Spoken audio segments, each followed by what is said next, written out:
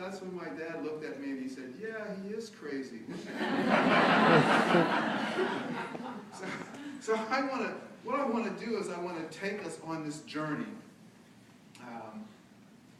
back to where this all began and how it began, and how I got to this place where environment meant more to me than trees and pollution. I mean, I started walking because of pollution, and I started studying environment because I lived in a really beautiful place, much like here, the Point Reyes National Seashore. But it's really about, I discovered after walking across the United States and listening to a lot of people, I'd be in places where I couldn't imagine that I would be in, with people I could not have imagined because I didn't even know they existed. My parents were like terrified that I was walking across the country with a banjo. They said, what, are you crazy? Somebody's going to kill you. I want to give you just one example of some place in the country I'm walking. And someone would say, I'm walking across some place, some state, big, expansive, maybe 100 miles to the next town, and I've been walking for 3 days. Someone drives up along next to me.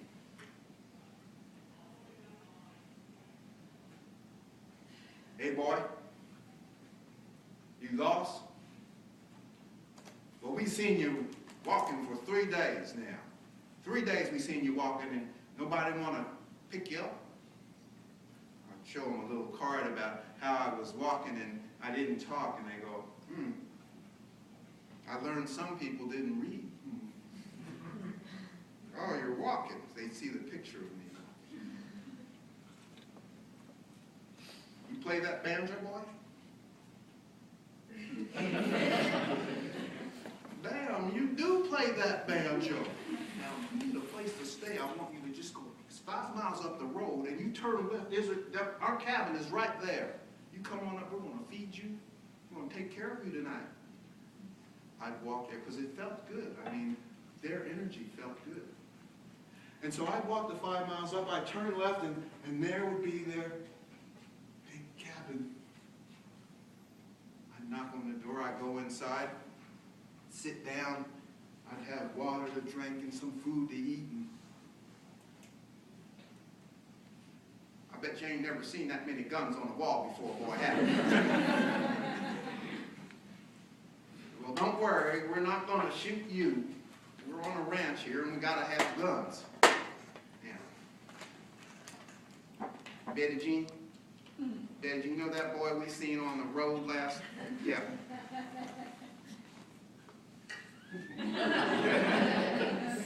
That's right. That's right. He's here. We're going to have dinner tonight. No, he can't come over to your house. Billy Bob is taking him to school tomorrow for show and tell.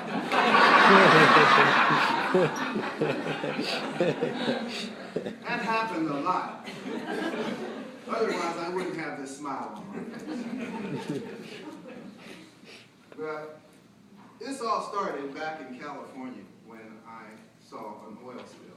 Well, I didn't actually see the oil spill, but I heard about it on the radio. And I told Jean, I said, that's my girlfriend, Jean, we're going to drive to see that oil spill because we've never seen anything like that.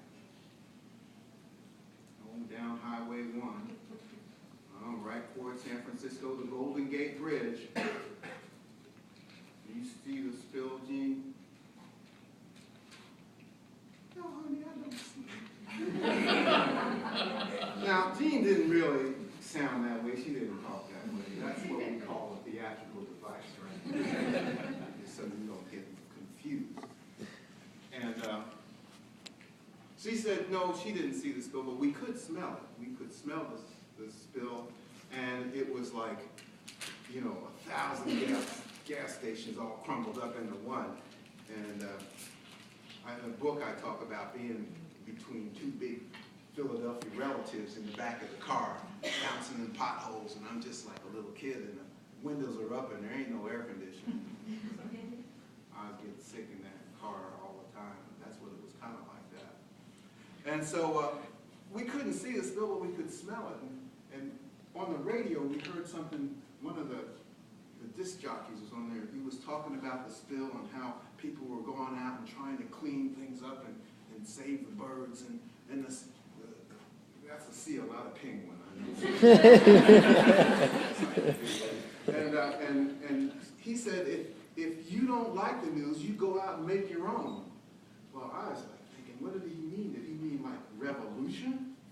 Something, and I couldn't figure it out. I said, that's kind of radical, revolution like that. Well, we were driving back over the Golden Gate Bridge and back up to our home in Inverness, and I said to Gene, Gene, we should just get out of our car. You should just get out of our car and start walking, because the oil is, look at the car and everything. We want it fast, cheap, and this is what happens. And she looked at me and she said, she didn't say anything. She just said that, well, John, if we did that, if we got out of our cars now and started walking, we don't have any money. That's a sign I use a lot. We don't have any money. I'll tell you about that walking across the United States. That's a sign I had that I didn't have no money. She said, if we don't have no money, people are going to just look at us and say, look at those hippies. They can't even afford the hitchhike. They don't have any money. It's terrible. But if we had money, and I have a court case coming up, she said, I'm going to make lots of money with millions of dollars. Now, if we had millions of dollars and we started walking, then people would look at us and say, oh, look at the rich people. They're walking. They must know something. Come on, let's go follow them. Now, this was way before Forrest Gump. and so I said, well, that's probably true, so let's just forget that. And we were driving back to our house in Inverness, and that would have been a great thing. I was waiting for the $1 million to come, which never came, by the way. Still know that sign, right? There's a knock on the door.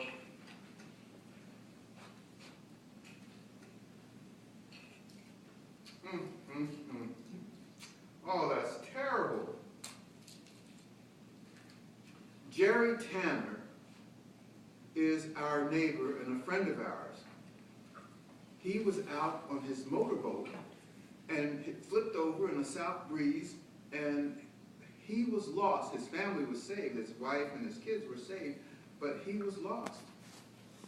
And we were so upset. Now, we had to pick some peas from our garden and take them up to Mrs. Tanner's house, and we said, we're so sorry for your loss, and we're going to go walk 20 miles to the Lions here at the nightclub to dance and celebrate Jerry's life.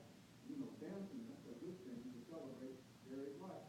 And how many people here walk 20 miles? Well, that's real good. That's real good. Because 20 miles is a long walk. But if you know, if you left at about 5 o'clock in the afternoon, you weren't going to get there until the first show or the second. You probably wouldn't get there until any of the shows were. You'd probably get there when it was all over, the dancing part. Now, I should tell you that about Jerry. Jerry wasn't on his best.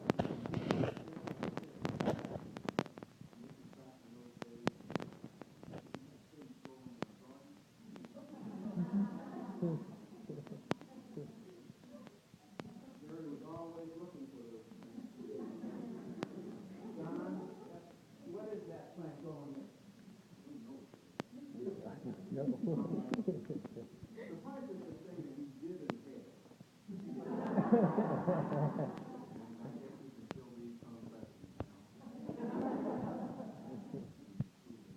So, anyway, we decided we were going to go walk to this nightclub called the Lions here to hear some famous groups that they happen to live in the same town we live in. And I get to ask you this question. How many people have heard of the Youngbloods? All the old people. But he's not old, Mike's not old. He's heard of it. But so you know the music is, come on people now, smile on your brother, everybody get together, got it. And I can't say that, the rest of it.